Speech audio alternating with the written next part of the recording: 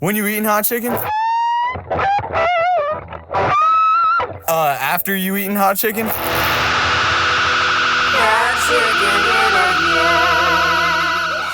Hi there, and welcome to this episode of the Hot Chicken Interviews, a segment of the Vinyl Press podcast.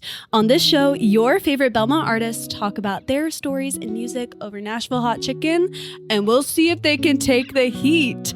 I'm your host, Avery Kniskern, and today we're here with the talented Jack Landess. Woo! Whoa, yeah. How are you doing? I'm great. How are you? So good. I'm very honored to be here. Thanks to everyone on the team. Appreciate y'all, and I'm pumped, and I'm ready to get going. This is great. Are you nervous? I'm a little nervous. Okay. I was thinking about how before college, I don't think I could take much more than like a Wendy's hot chicken sandwich. Okay. And so I think I've been mentally prepping for this. Okay, cool. And I did do the one chip challenge one time because Yeah. I was afraid that in the future something might occur in which I'd have to delve into the world of hot food. Yeah. And look where I am now. So I'm ready. Yeah. And I'm excited. You're prepped. Yeah. You're ready. You're set. Yeah. Well, okay. So for all our listeners, meet Jack Landess, an indie rock artist from Springfield, Ohio. His songs like literally make you feel like you're at the beach, just sitting in the sand, like ocean rolling in. It's got like a surf rock vibe. There's just like a laid back quality to his music with like bright guitar riffs and just like a lo-fi atmosphere. So I'm super pumped to have you on the podcast. Thank you so much for being here. Pumped. Yeah. What's that sound? What's going on? What's all the ruckus about? Chicken is coming. Question 1. Let's dive into your album release that just came out, Totally. Revealer. Yeah. Okay, so what's the story? What's the concept behind the album? Yeah. So it kind of started as like a sequel to my first EP, Motion. I wanted Revealer to be a little more gritty. I wanted it to be more tight because I feel like Motion was even more lo-fi, partially because I didn't really know what I was doing with production or audio engineering. And the whole project that I like, Jack Landess, just my name, was just a way of expressing like what I was feeling and the music that I enjoy and trying to recreate that. And I think part of how I went about making music was knowing that I wasn't kind of an incredible audio engineer. It was more just having fun with it. I never wanted to be an artist. I just liked making music, and I didn't ever really enjoy my voice. So I was going to just make instrumental stuff. And I didn't have a lot to write about. And so by the time I got to my freshman year with Motion, I had something to write about. And I think I was writing about just the second half of my freshman semester, which was really hard for me and beautiful. It was like some of the highest points in my life and some of the lowest points, which I don't know if other people can relate. So it was super fun to mess with it and try to figure out, like, it's kind of like a reverse puzzle. I don't know. Like you see the whole picture and you just start like, I don't know if that makes sense, but you're just creating something from scratch again, but with it all in your head. And you're like, how do I get this out? And it was a lot of like dependence on God. I had no idea what I was doing. I had no idea where I was going. I didn't know what I wanted to do with my life. And so I think a lot of that was just kind of like freaking out in my heart. And I'm like, what do I do? So a lot of Revealer is also like depending on God. Yeah. And I love just like the idea of like a creator like with the name Revealer. I don't know, just like revelation through whatever means. But it was funny because like I think that year, Madison Cunningham, I don't know if anyone listens to her. She's another cool indie artist, but she released an album called Revealer, and I was like, are you kidding me? Because I thought that was such a cool name. And then she like dropped that, and I'm like, people are going to think that I'm copying her. No. I'm not copying her. I had this in the books for like 2 years. So, but that was super fun. But yeah, that's kind of the whole project there. And also, a big part of it that I just forgot to mention was like, I wanted it to sound like one giant song. I'm always a fan of the concept album. So I was like, okay, what's going to be the vibe here? And I wanted it to be like a story of like a person walking through the desert and just seeing where they end up. And kind of going through this like whole arc, and I wanted all the songs to like transition into each other. Yes. And that was scary too, because I'm like, okay, how do I had to learn some music theory, because I usually just play whatever. Yeah. Like more about the vibe in my brain, but I knew Right. some music theory, and I was like, okay, how do I like get from E major to E flat minor, which is not a fun like thing to do. So you can hear Yeah. that from like Hourglass to Honey Boy, like Yeah. going from E major to E flat minor at the end of Yeah. that song. And then I was like, wait, that's really fun. So like just going throughout the album, making it sound like one giant song that you could listen to at any point, but also cutting them up hopefully in a way that like makes sense. But yeah, it was just like a fun project to express what I was thinking upstairs, and Yeah. just to like see it flow out of me. For the first time in HCI history, the guest asked Avery a question. We take you to that footage now. In terms of albums, do you have any favorite albums or like concept things, or I don't know? Is Blonde a concept? Does Blonde, Frank Ocean, Yeah, I would blend say into so. each other? I would say so. Yeah. Well, I don't know if it blends, but like just like it's definitely I very think concepty. I think the things that he did on that album really changed indie in general, and like the R&B world, I guess, too. Mm-hmm. Just like sonically. So I think Blonde is definitely like my favorite concept album. Obviously very popular, Yeah. but like, you know. Yeah, and then Yeah. honestly, I don't even know what you would do to classify something as a concept. Like, what is Right. I don't know technically what that means. I guess just something deeper than just 10 songs that Yeah, that don't go together. Yeah. Yeah. So, Enough nerd talk. Chicken time! thank Level you. 1. Level 1. Thank you. That's just Cheers. all right. That's a good level for me Mm-hmm. personally. Like I can. that Pretty doesn't- solid. Yeah, that doesn't hurt. Is there a Mhm. level where you're like? I assume it's the next level, probably. The next level, the tears start to form a little bit. So when we talked before, you talked a lot about how you produce all your music yourself, Yeah, and you yeah. learned during COVID. What is it like for you to like do it on your own? Totally. Yeah. Yeah. It's a daunting process. Cause I just like doing everything from start to finish. The only thing I don't really do is like the pictures usually.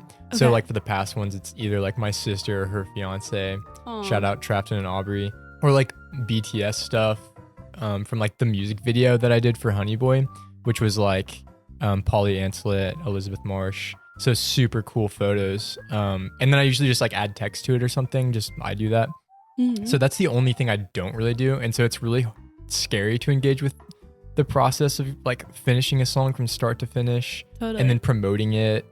And yeah. I don't know. So it's a scary thing, but I think it always starts with just like a random idea in my head. And then I just kind of get it out. And then I start with a lot of looping too. Cool. So one of my favorite bands is like this British band called Fools. And they, Fun. yeah, super cool. Kind of like plucky ambient. They do a lot of random stuff. Like every album's super different. But where they always start is with the loops. So that he just like gets on his pedal board, he has a looper, and he just plays like these like weird guitar lines. And they start like, I love when there's just like weird interweaving rhythms and weird chords. Yeah. And so looping is always a great place to start because it's so interactive. It's so quick to make just like a cool thing and then kind of start out from there. Yeah. And I think I usually like have that and then I build like the rest of the songs around one song. Cool. So that always helps, but it's really hard to narrow it down to like, especially since I'm the only one in the room. Usually you have like 20 people bouncing ideas off each other. Mm. And so, but I think that's part of the like charm of it is that it's purely just my brain, Yeah. which I really enjoy. And it also, I think I started like doing it because I didn't want to like, I honestly didn't know if you had to like make people sign contracts or like how splits worked. So I was like, Mhm. honestly, sometimes like when I just like have a hand of cards that I'm dealt, I just like stick to it Yeah. and just see what happens. But yeah, in this case, like with music and production, that's where I've been for the last few years. So just kind of going at it solo, and it's been really fun. And I think I've learned a lot about myself through that, how I work. But it also sometimes like I want to work with other people too. And Yeah. so I'm starting to step into that realm and see where that's going, collaborating with people. And I think it's like, it's so common nowadays for, not very common, but it's easier for artists to self-produce because there's just so many opportunities to like buy your own equipment and make your own home studio. And I think it's so cool that that is continuing on and people are like honing in on that like scrappy kind of craft. Exactly. I guess. Yeah. Yeah. And there's something to be said about like, I don't know, like the bedroom pop era where it's like, if you like you do it in your 100%. house, there's something really cool about just making something in your room and you can take that from start to finish. Yes. And like the easy accessibility of gear. Yeah. And I the think internet. like, yeah, the internet, like YouTube is crazy. Like if you want to know how to produce and make stuff, just literally YouTube. Yeah. And yeah, there's something really cool about that. Chicken. Let's dive into this chicken again. Do you have a favorite chicken place? Whether it's like hot chicken or like fried chicken, like whatever. That's a really good question. We've always ordered from Hattie B's, Mm-hmm. and it's good. But like, I do like Cane's. I cane sauce is fire. Yeah. How about you? Fire. Recently I've been trying to try some cool local places chicken wise. Mm-hmm. One that was really good was Red 615, Okay. but they can get pretty hot too. Okay. But it's like right next to the Parthenon. Yes. It's like right behind that McDonald's. So it's like a little chicken shack. I know exactly what you're talking about. So that place. Yeah. But I do want to see like more of the chicken world. I feel like there's an underground chicken haven for Chicken people. World. Also, Chicken world. it's literally Hot Chicken Week. We Yes, were it just is Hot Chicken informed Week. of this. So like, Insane. what? Like and I'm honored to be here on Hot Chicken Week. You guys should have like a hot chicken king and queen or something. Oh my God, Hot Like, Chicken King. yeah, Queen. either have people vote for it or you just choose who the hot chicken king is.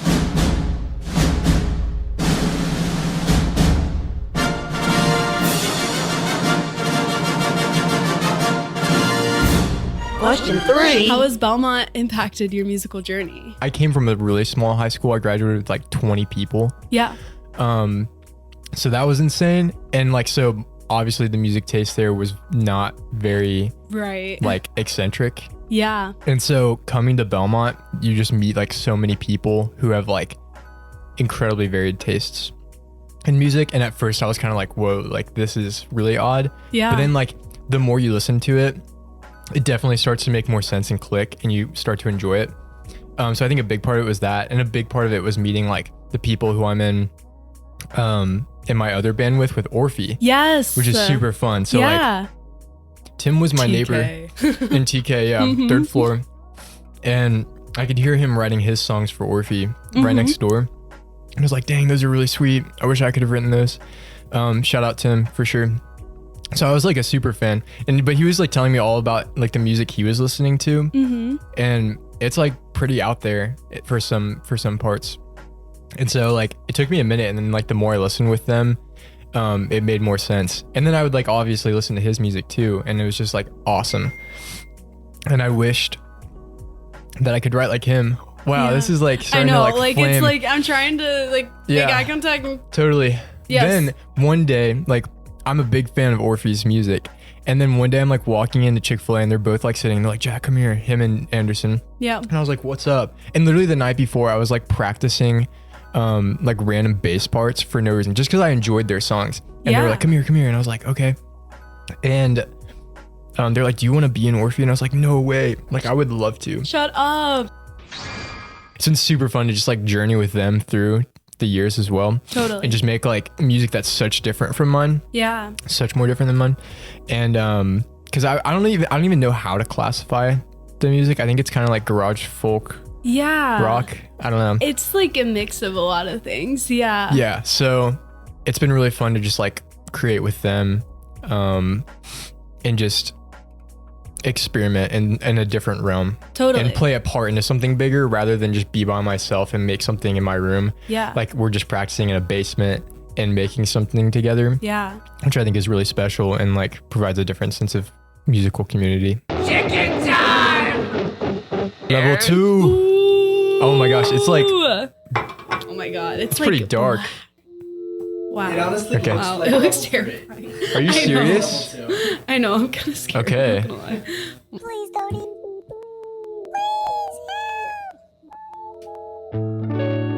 Question 4.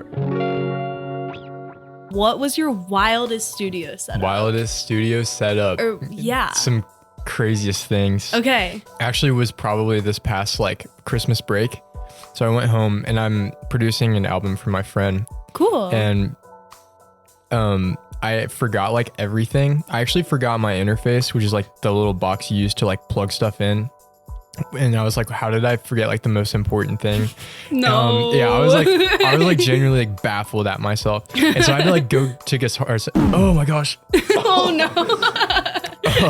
I had to go to Guitar Center like that day and get like a new interface. And so I ran back and then I forgot like stands. I literally forgot everything. And so the only thing I had was a keyboard rack. Oh my god. And so like I was like, okay, I just like sat the thing up a little higher than usual and then wrapped the microphone cable around it like 8 times. Because it was also like I only had one cable and it was like a 60-foot cable. I'm like, why do I have this? Why? And so I had to wrap it like 100 times. And so there's like 400 layers of cable wrapped around this like keyboard thing. Yeah. And then the microphone is just like hanging barely Like, off of it. Yeah. Yeah. And so then I like had to position it to the guitar. And so I'm like adjusting it. So like someone walked in, they'd literally just see like a madhouse of me just like trying to I don't know. It was just insane. Yeah. So that was probably one of the wildest things. And then in other terms of wild, Yeah. my freshman year when I was in TK again, so all of my roommates, we decided that we were gonna move all of our stuff into one room and put our bunk beds into the other room, Yeah. which is like we had to literally like make a blueprint to figure out how to move this stuff. We gotta map this out, boys. Yeah, Like, and then we were come like, on. is this even like we don't know, is this allowed? Yeah, right. Yeah, so we moved everything in, we got it settled, and we turned it into like a cool little studio space, futon, Xbox, you know, the whole thing. Yeah. So then if you wanted to sleep, you could just go to the sleep room. And if you want to chill and like either make music or play games or something, you chill in the game room. So That's perfect. it was awesome. But then Yeah. like the RAs came to like do room check and they're like, oh man, this is sick. Where are your beds? And we were like, because they came in through like the game room. We were like, they're in there. And they're like, okay. And they like walked in, they're like, this is insane. And they're like, we're gonna make sure this is okay. And we're like freaking out because this took forever. Yeah. You had to Thankfully, it move worked out. like a whole entire bed. Yeah, or like 2 beds. double yeah. bunk beds. Yeah. Yes. So it was great. But honestly, that's actually crazy to think about because I think my musical journey would be completely different because I needed that space to record. Because I usually work between like midnight to 3 a.m. Like that's like my prime time to record and make stuff. Yeah. And so if I didn't have that like space to really be in my own world, I'm not sure actually if I'd have anything out, which is kind of crazy to think about. But Yeah. so thankful for those 2 very different studio setups. I would never do it again, but Yeah. at the time it was lit. sick. It was great. Yeah. So if you get the chance to do that, do it. Final chicken. And now we're gonna take it up, Up a a level. level. Ooh. I'm scared. I am scared for this. I've Oh also my God. appreciated the flags. They're awesome. Yeah. Yes. So thank you for the flags. Okay. All right. Here Oh we my go. god. Yeah, these are Say a actually- prayer. Yeah. Wait, what were you gonna say? I was gonna say, these, like, it's interesting. Like, the other ones did look darker. And, like, I know. so, but this is, yeah, I feel like this is gonna be deceptive. Dude, I don't know. Oh, here we go. Cheers. Merp. Mert. I'm gonna just start the question. Before it starts. yeah, let's hit it Okay. now. Oh Okay. my gosh. What's a challenge that you faced, like being an artist? Also, we got the Minecraft cups. We do have guys. I think one of the biggest things is, like, perception. People's, like, perception. No, Yeah. I feel it. Yeah.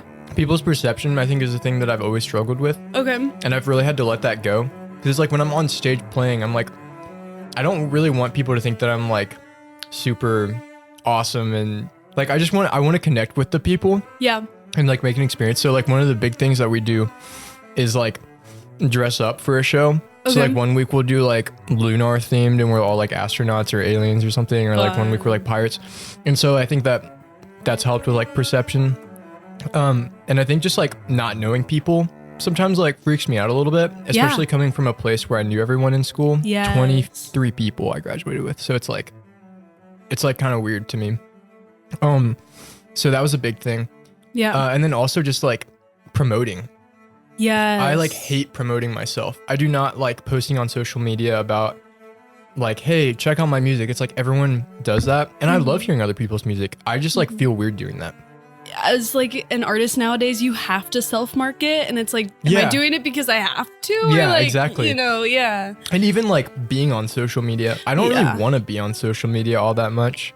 Yeah. Because sometimes I just feel like I just get nothing done. It's fun for a little bit, but I feel like it's really bad for like my brain personally. Yeah, I agree. But then it's like, oh my goodness, yeah, no, this is literally, insane. I know. I'm like, It's like, did it move your like its way down? it's like right in my cheek right now. Like, well, to end off with a fun question, what's your like go-to dance move? Like, probably something like this, or probably something like, what's yours? Oh, wait, what if I like? and I. Well, plug yourself. What do you have coming up? What's coming out? Any new songs, shows? Totally. Anything. I'm currently working on an album called Golden Sun. It's gonna be. I like that title. Yeah, I like it a lot too. I think it's really sweet. A lot of it is about my girlfriend, and I love her a lot. Dude, Jane. Yeah. She's lit. Jane is the goat. And so, no, I love her. I don't feel like I can just call her the goat. But like, yeah, she's awesome. And I'm excited for that. I'm not sure when that'll come out. I'm sure I'll start releasing some stuff for it soon. And then I'm also collaborating with some other people, making fun spin-off things. I'm working on some albums. I just finished working with my roommate Benjamin. You can check out his music. It's coming out next week. Awesome, sweet. And mix and master that stuff. So collaborating. Yes. You can follow me at JaLand43, JaLand43, and my name Jack Landess, Spotify, YouTube, all the platforms. You know how it is. And please follow Hot Chicken Interviews and watch all of them. They're really fun and exciting, and they're awesome. Hey, thank you so much for being here. Of course, thank you for having me. I had so much fun. Avery, you're awesome. Thank you. Oh my goodness. Oh my god. Oh my. Oh hell no. Oh my god. Dude, Hot Chicken Interviews is a segment of the Vinyl Press podcast. We're a new student org at Belmont. We support Belmont artists via podcasting. Students make the pods, and if you want to join us, send us an email at vinylpresspodcast@gmail.com. Questions were hosted and written by Avery Kniskern. Video editing by Quinn Gunderson. Sound design by Quinn Gunderson, Noah Kammer, and Sam Wallace. Set design by Lillian Drennan. Cinematography and lighting by Quinn Gunderson and Noah Kammer. Produced by Avery Kniskern, Noah Kammer, and Quinn Gunderson. Special thanks to Jack Landess for surviving set and eating these questions. To Jack Ringenbach and Gigi Englehart for compromising their integrity to sing on the intro and title cards. To our academic advisor, Professor Erin Duvall. And to our behind-the-scenes cinematographer, Jenna Davis.